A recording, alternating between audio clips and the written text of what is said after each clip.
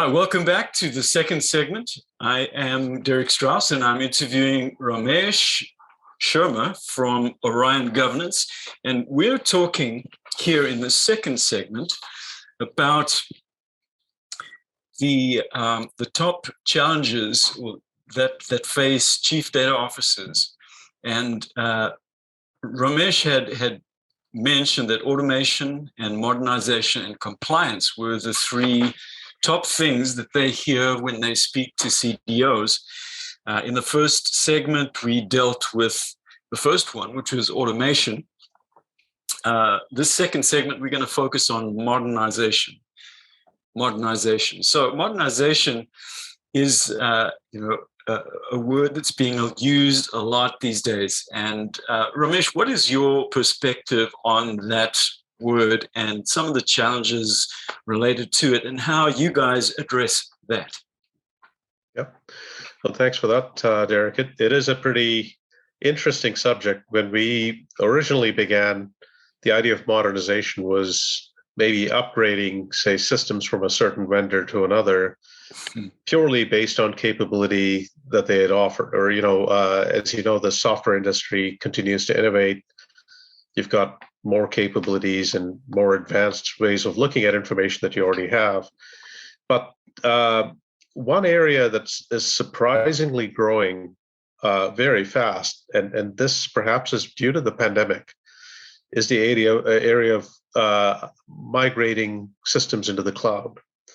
And I think this was accentuated by the fact that you couldn't have resources on premises to maintain or upkeep systems. So allocating cloud-based resources kind of made it a lot easier in this hybrid working model where people work remotely and on-prem without the risk of exposure, etc. The second aspect of why people want to migrate is perhaps a certain technology is being obsoleted, or you can't find enough resources, the staffing that needs to keep that system functional. A good example of this would be mainframe systems that have been the backbone of the vast majority of banks and financial services, insurance, healthcare, and even government institutions. Finding the resources that can troubleshoot and make sure that the lights are on within the enterprise is becoming more challenging. So you see quite a number of them doing what they call a lift and shift into the cloud. Thirdly, innovation has driven the market in a way that the cost per byte of information stored is getting to be lower and lower than the traditional ways in which, I recall if you were to get certain hardware like disk allocations within an enterprise, it would take several months to do that. But with cloud-based technologies now, or cloud-based providers like Amazon and AWS and Google, it becomes very easy for you to allocate the additional resources you need. So what they call both vertical scalability and horizontal scalability are a lot more easily accessible at costs that are a lot more affordable as well. So this is really what I consider modernization. It's legacy to replatforming into the cloud, on-prem to the cloud, or upgrading systems such that you're making the best use of new innovations that have happened in the technology.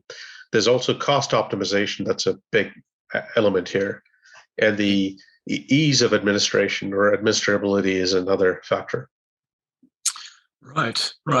Yeah, so that there are many possible, drivers for modernization, as you've mentioned. But of course, the big thing comes down to what's the best way to do it. As you said, there's the lift and shift kind of approach, which is kind of not so great. But yeah. What's the best way for organizations to go about doing modernization? Yeah. So here again, to the point you mentioned earlier, the prior segment, I believe, you got to know what you have Don't go in the blind. So, and in the vast majority of enterprises, it's never a standalone system. They're always, this is a mesh of interactions or interconnectivity between all these different assets. So really understanding what you're dealing with. What happens if I unplug a certain system? What is the impact? So impact analysis becomes very critical, right? Otherwise, you could end up spending time and effort. Also, being very strategic about how you approach this is also important. You don't want to cut off the arm that's giving you all the strength, right? You want to go after the appendage that doesn't work, which is a nuisance, so to speak. So getting a true perspective on the reliability, the quality, and going after systems that are the weakest links in the chain would be the preferred way of going about migrating. And then again, the lift and shift to that approach, the challenges are, you've heard of the saying, garbage in, garbage out. Mm-hmm. So if you don't really understand what's in the system, you are essentially doomed to carrying all the baggage that comes with the legacy systems into your re-platform cloud-based solution as well. Now, the biggest problem with lift and shift would be risk exposure. If you don't really understand what you're shifting into the cloud, now potentially you've taken a lot of your sensitive assets and also your shadow IT systems, and you've essentially replicated in the cloud, which can end up being very expensive for the enterprise in the long run. Mm. Yeah, so certainly taking just a copy of the existing thing and throwing it into the cloud seems like an exercise in futility, really. Understanding what you've got and figuring it out. I mean, it's like some of the tests that one would typically go before surgery. You don't just get wheeled into the operating room and the surgeon starts cutting. Yep. He's mapped out everything ahead of time. He knows where this thing is or where that is, and much higher percentage chance of success that way. So obviously you must have seen from your own experience, and also from talking to a lot of these individuals who hold these leadership roles in organizations, that people have taken the wrong turn, in various situations, and they've experienced some of the hardships, attached to that. What are some of the major pitfalls that you're seeing people just constantly kind of falling into, that you'd want people to really be sensitized to and watch out for?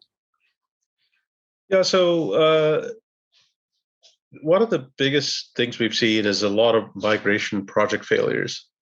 They start with a good purpose, and they, decide, I'm going to go on this very lengthy migration effort, and only to find themselves at a state a year and a half down the road where nothing has worked.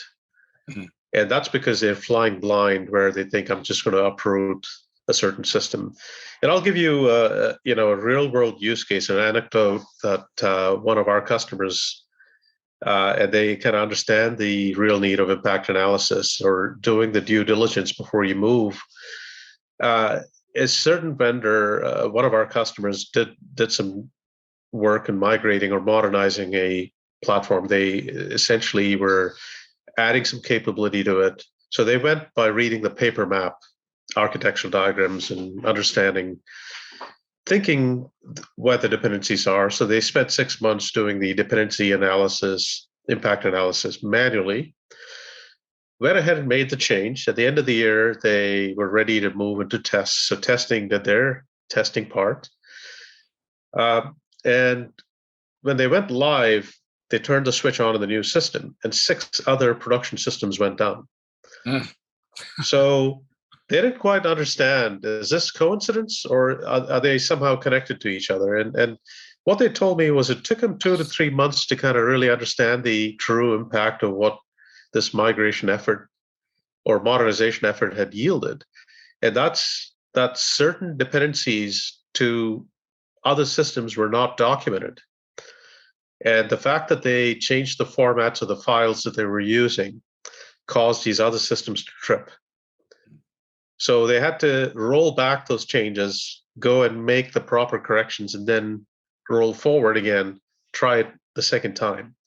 So a common challenge I see, and I've seen a number of these, that companies just go bring in consulting organizations who say, yeah, we've done a migration, we've been successful, and they take the cheapest bidder and move forward. And they've factored in a huge amount of manual costs, right, to do impact analysis in a manual way. But then keep in mind that the average large enterprise has maybe 20 to 30 different technologies from different vendors and written in different languages. It is very hard to find even a consulting company where you would have a specialist who really understands the nuances of all this. If there is such a company, I would really challenge them, because I've never run into somebody or an organization that has so much expertise across. So the pitfall here is trying to accelerate your modernization without doing the proper diligence and having delayed failure, and that causes reputational damage, leave alone operational risk exposures like security and other aspects that you don't want to deal with. Yeah. Thanks for sharing that example. I think that that makes it very real for people to understand, what actually to watch out for. So I think that's a wrap for the second segment. And let's once again just remind our audience that this is segment 2 of a 3-part series. So be sure to catch the other 2. Segment 3, we'll be dealing with compliance. So see you all again shortly.